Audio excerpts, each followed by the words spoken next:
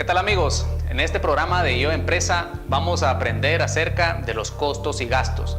Realmente es un tema bastante importante, pues a través de ello nosotros tomamos decisiones día a día y nosotros diseñamos estrategias, lo cual permiten un mayor crecimiento.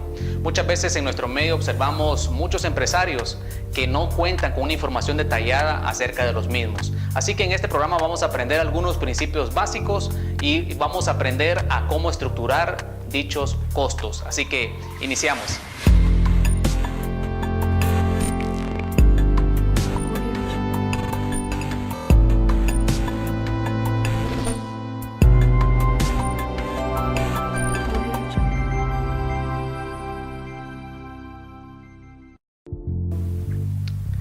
Pues bien, vamos a iniciar hablando acerca de la importancia de los costos y gastos para la empresa.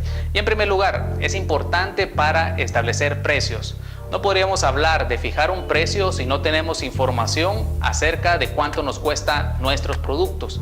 También es muy útil para poder establecer márgenes, es decir, nosotros podemos establecer ciertos objetivos de cuánto queremos ganar a través de un margen bruto o a través de un margen neto. También nos sirve para establecer objetivos de reducción de costos, pues la información nos da un panorama completo acerca de qué área es donde más se necesita.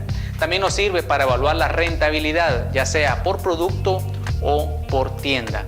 Y es muy útil dicha información para poder establecer promociones. No podríamos hablar de una promoción de descuento de un 10, 15 o 20% si no tenemos información acerca de ese costo de ese producto, lo cual es un límite para poder establecer una promoción. Y nos sirve para conocer nuestro punto de equilibrio, es decir, el punto por el cual nosotros sabemos cuándo hemos cubierto nuestros costos y a partir de ahí nosotros empezamos a generar utilidad. Así que la importancia de tener información sobre costos y gastos es fundamental y es por ello que vamos a aplicar varios principios y vamos a entender las categorías de cada uno de ellos para poder tomar decisiones.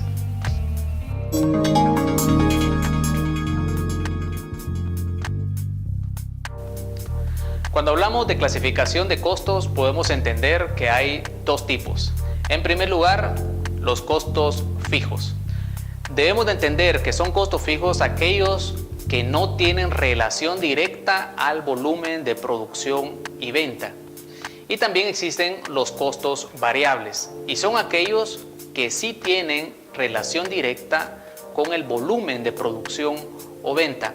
Cuando hablamos de clasificar cada uno de estos costos es importante tener en cuenta dicha definición, pues si nos apartamos de ella es muy frecuente que nos podamos equivocar en saber cuál es fijo y cuál es variable.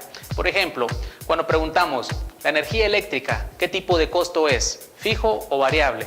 Y decimos, si en un mes nosotros pagamos 600, en el siguiente mes nosotros pagamos 605, en el siguiente 620, en el siguiente 615, ¿qué tipo de costo sería? Pues muchos responderían que es un costo variable, lo cual no debe de ser así, pues no depende de cuánto varíe en cantidad, sino que depende si tiene relación o no directa con el volumen de producción. Así que es importante que tengamos en cuenta eso para poder clasificarlos y tiene que ser de una forma bastante correcta.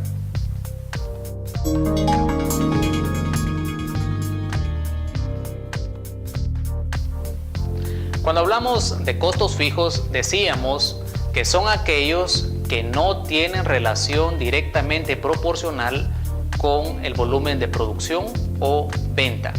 ¿Cuáles podrían ser los costos fijos en una empresa? Por ejemplo, podría ser el pago de sueldos, aquellos que son dados en unidad de tiempo, ya sea en forma mensual o en forma quincenal. También pueden ser costos fijos el pago de alquiler cuando la empresa opera en un local que no es propio.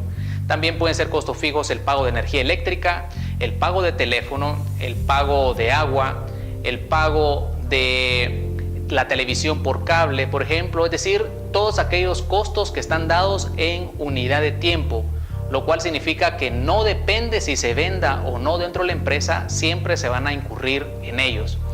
En esta gráfica que podemos observar, podemos ver el eje de las X y el eje de las Y. En el eje de las X podemos observar las unidades producidas o vendidas y en el eje de la Y podemos observar los costos. Pues podemos ver que los costos fijos están representados por una curva horizontal, lo cual significa que no importa cuánto se produzca o venda, seguirán siendo siempre 2000.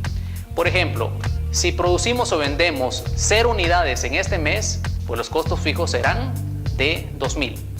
Si producimos o vendemos 1000 unidades en este mes, pues los costos fijos serán pues 2000. Si producimos más de ello, los costos fijos continuarán siendo de 2000. Esto significa que si no vendemos nada, pues la pérdida en la empresa será la sumatoria de los costos fijos.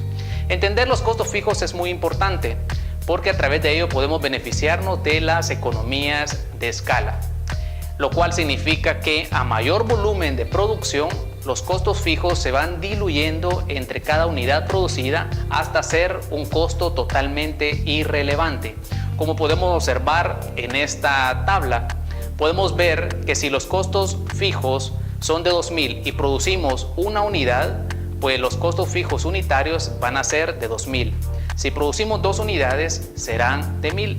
Si producimos 4 unidades, 6 unidades, podemos observar que los costos fijos se van reduciendo hasta tener una suma totalmente irrelevante. Pues a esto se le denomina economías de escala, que es muy importante que lo debamos de tomar en cuenta, que a mayor volumen los costos unitarios serán cada vez menor.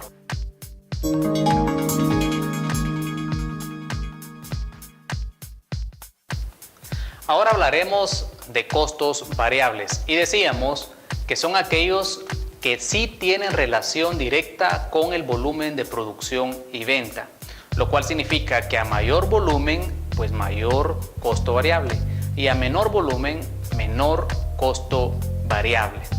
Estos son, por ejemplo, las materias primas. Si nosotros tenemos un sistema de producción, pues las materias primas incurrirán en mayor costo si producimos más. También la mano de obra directa puede ser considerada como costo variable si pagamos a destajo. Pues cada uno de ellos va a tener una relación directamente proporcional en la medida que incrementemos el volumen de producción. Aquellas empresas que no producen, sino que solo comercializan un bien o un producto, pues el costo variable sería el costo del producto que le pagamos al proveedor. En la gráfica podemos observar pues que hay una relación directamente proporcional, que en la medida que aumenta las unidades producidas en el eje de las X, así también aumenta el costo variable en las ejes de las Y. Entonces, podríamos decir, por ejemplo, que si estamos produciendo pan, podríamos decir que uno de los costos variables es el costo de la materia prima y en este caso podríamos decir que es la harina. Para producir un pan, podríamos decir que nos llevamos cierta cantidad de harina que su costo es de 25 centavos. Si producimos 2 panes, pues el costo de la materia prima, que en este caso es la harina, serían de 50 centavos. 3 panes serían de 75 centavos y en sí, cada vez que aumentamos el volumen, pues el costo de la harina será mayor. Como podemos observar en esta tabla, en la medida que incrementamos el volumen de producción, pues también se aumenta el costo de la materia prima. Sin embargo, acá hay un supuesto en el cual, si analizamos de manera profunda, podríamos decir que no es válido, y es que el costo variable permanece en la medida que aumentamos el volumen de producción, es decir, 25 centavos va a ser siempre el costo de la onza, aunque aumentemos la cantidad producida, lo cual no es cierto si consideramos la curva de la experiencia o el costo de negociación con los proveedores. La curva de la experiencia nos sirve para reducir costos variables de la mano de obra directa, pues en la medida que aumentamos nuestra experiencia de producción, aumentamos la velocidad y por lo tanto reducimos costo en el tiempo. También, si aumentamos el volumen de producción, vamos a tener mayor capacidad de negociar con el proveedor a que nos dé un costo más bajo de las materias primas y así poder reducir los costos variables. Entonces es bien importante tener en cuenta el efecto que puede tener el costo variable, que es muy particular y muy independiente pues de los costos fijos.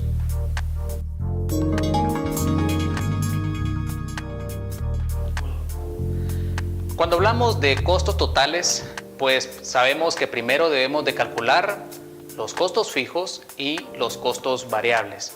Y una vez que tengamos calculado cada uno de ellos, pues estamos en la propiedad de poder calcular pues esos costos totales de la empresa. En la gráfica acá podemos observar pues la curva de los costos fijos y también podemos observar la curva de los costos variables. Los costos totales se representarían ¿de qué manera? Pues los costos variables estarían ubicados sobre la curva de los costos fijos. Entonces con ello nosotros podríamos ya tener un panorama completo acerca de los costos totales de la empresa.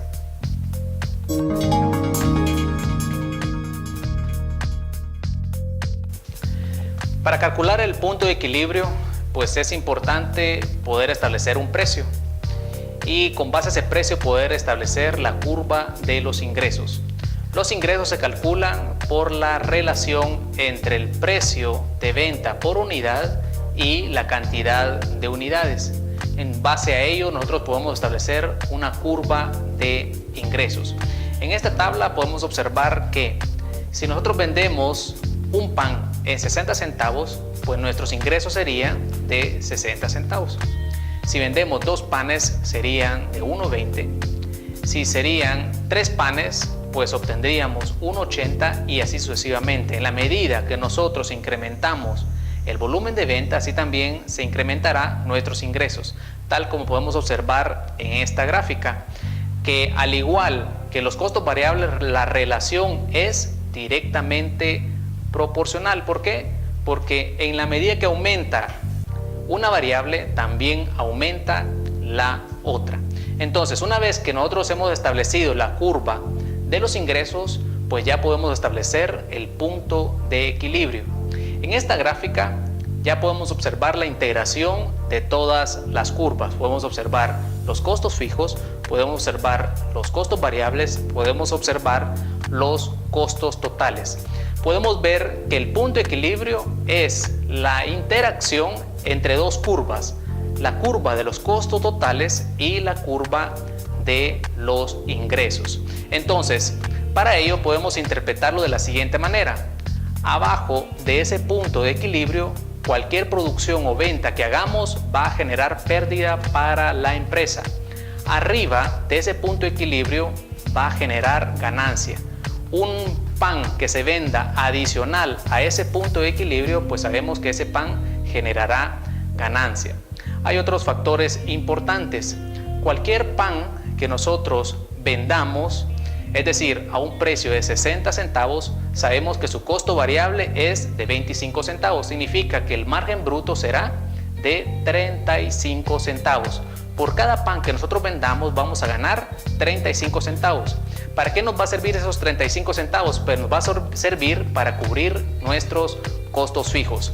Es decir, con un pan tenemos 35 centavos, con 2 panes tenemos 70 centavos y así sucesivamente.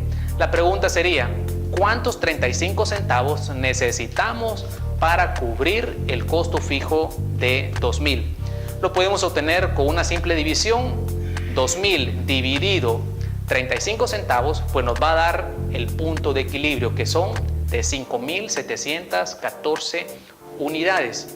Que entonces en este caso sería el punto de equilibrio en unidades. También podemos obtener el punto de equilibrio en unidades monetarias, que sería de 3.428.